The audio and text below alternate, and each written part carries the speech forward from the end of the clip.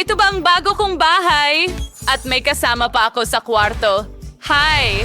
Ako si Jess at mahilig ako sa lahat ng kulay rosas. Naku! Sino yon? Hi, sa inyong lahat, ang pangalan ko ay Tiffany. Mahilig ako sa rock at ito ang aking kapitbahay. Aba, hindi ko siya inasahan na ganito. May pangarap akong magandang pink na bahay. Alam ko pa nga kung ano ang kailangan kong gawin. Hoy, anong ginagawa mo? Ano ang iniisip mo ng napaka-misteryoso? Gawin ko ang bahay ng aking mga pangarap at walang makakapigil sa akin. Magsimula tayo sa pagpipinta ng bahay. Gagamit tayo ng pink na pintura. Oh, tingnan mo yan. Ang ganda-ganda. Mugin sa ang kulay ay mahuwagang sa ito ay ganap na pink. Napakaganda. Gustong gusto ko ito.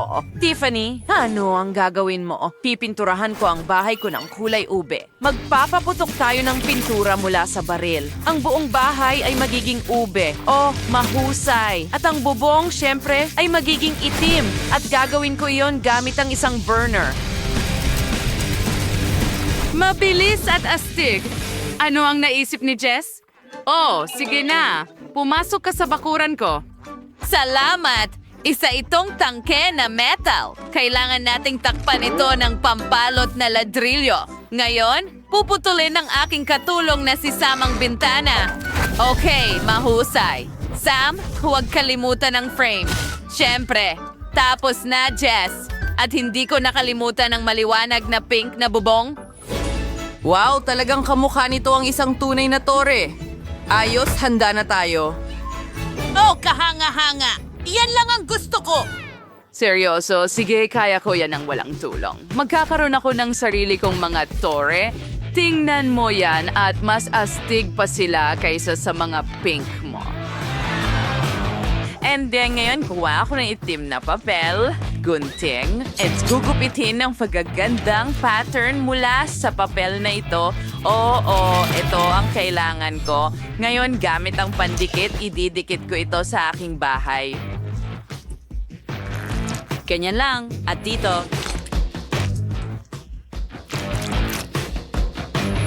At dito mismo. Oh, gustong-gusto ko ito, pero hindi lang iyon. Ngayon, kukunin natin ang pusong ito at kailangan itong ipinta sa ibabaw. Hayaan mo akong kulayan ito. I-outline muna at pagkatapos lahat mula sa loob at sa loob, magiging makulay ang lahat. Oh, magiging napakaganda niyan. Oo, nagkaroon ako ng magandang ideya. Maiintindihan mo kapag nakita mo ang resulta. Sige, halos tapos na. Tingnan mo yan. Wow. Oh, wow. Sandali, ano yung ingay na yan?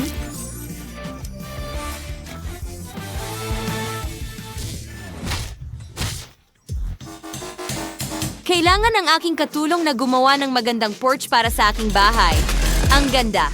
Aray! Oh, hindi! Ang sakit! Natamaan ko ang sarili ko ng martilyo! Ang sakit sobra! Ano ang gagawin ko? Pinaka-naksyatawa is panoorin ng iba na nahihirapan.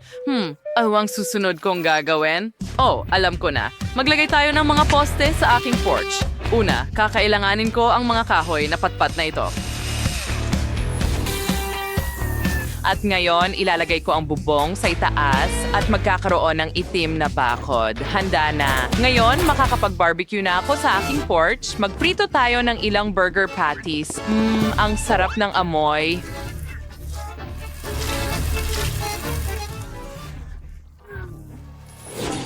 Isabit ang donut dito? At, wow, ano ang amoy nito? Wow, nagpiprito si Tiffany ng masarap na pagkain at gutom na gutom ako. Ano kaya ang kakainin ko?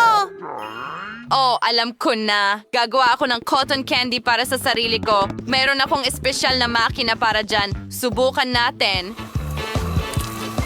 Wow! Tingnan mo ang malambot na bagay na yon.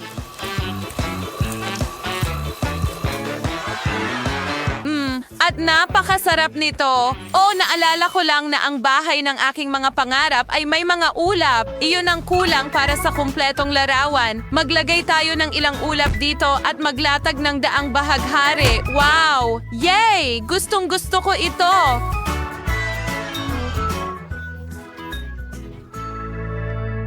Sa totoo lang, Jess, ang bahay mo ay parang galing sa panaginip.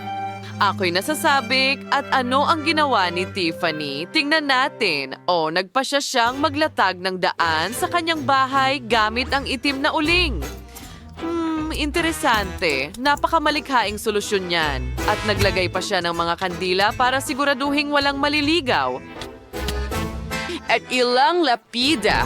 Wow! Mga babae, handa na ang inyong mga bahay sa labas. Pareho kayong gumawa ng mahusay na trabaho. Maaari na tayong magpatuloy. Ngayon, gagawin natin ang loob ng isang bahay. Ang kwarto ko ay napaka-empty. Sige, maglagay tayo ng garland dito. Ganyan lang. At ngayon, kailangan ko ng magagandang kurtina. Maganda. Ano pa kaya? Oh, kukuha ako ng ilang litrato. Ang ganda ko! Kamangha-mangha. Ngayon, gagamitin natin ang mga litrato para palamutian ang mga kurtina. Ididikit ko sila sa itaas. Ganyan lang. Ang galing! Sino ang mas maganda kaysa sa akin? Yay! Gusto ko ito! At alam ko na ang susunod na gagawin. Kumuha tayo ng pintura at brush at mag-drawing tayo ng magandang unicorn sa pintuan.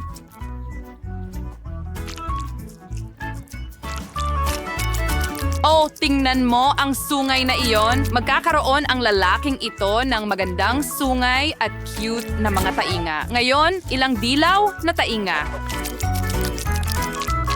Oh, anong ganda. Walang pagmamadali at magkakaroon ako ng obra maestra. Oh, tingnan mo yan. Ang cute na pink na dila. At handa na ito. Hindi ko gusto ang kisame. Dekorasyonan natin ito ng mga foam tubes. Makulay sila at parang bahaghari. Wow, gusto ko ito. At gusto kong isabit ang malalambot na pink na unan sa mga dingding na hugis puso. Ang ganda at romantiko. Paano naman ang sahig? Oh, syempre magkakaroon ako ng carpet, pink din ito, at kailangan ko ng maraming laruan at unan. Ang ganda nito.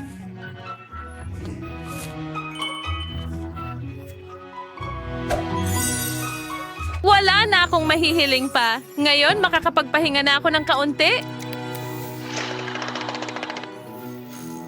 Napagpasyahan kong ayusin din ang aking kwarto. Well, nakasabit na ang mga garland at magkakaroon ng poster ng paborito kong album ng rocker sa dingding. Astig. Ngayon, maglalagay pa tayo ng mga vinyl record sa dingding. At gumawa ng mesa mula sa mga gulong. Maglaris tayo ng kandelerong may kandela, mga gagampa at kalabasa dito. Ilang bungo rin ay hindi makakasama. Maglagay na ikaw ng cute na upuan dito at perpekto. Gustong gusto ko ang aking kwarto. Hindi na ako makapaghintay na magdaos ng party dito. Oh. Kailangan ko ng pinakamalalaking speaker. Wow, magiging maingay ang party. Handa na ba ang kapitbahay mong si Jess para dito? Ngayon, tugtugin natin ang paborito kong guitar solo. Siguradong magigising nito si Jess. Oh, ano yung ingay na yan? Naku, hindi maganda ang musika at masyadong malakas. Hinahampas ako ng mga alo ng tunog na yon. Nagpasya ba ang baliw kong kapitbahay na si Tiffany na magdaos ng rock concert dito? Kahit papaano, makikinig si Jess ng magandang musika. Hindi pwede, patayin mo yan! Hindi ko kayang pakinggan ito. Malalaglag ang mga tainga ko. Ugh! Ibigay mo sa akin. Gusto mo bang maggitara? Itago mo na lang ang ukulele. Mas maganda naman ang tunog nito. Jess, seryoso ka ba? Nakakadiri ito. Hindi ko ito lalaruin. Nagustuhan mo ba ang aming video? Kung ganoon, pindutin mo na ang like button at mag-subscribe sa aming channel. Kita-kits mamaya.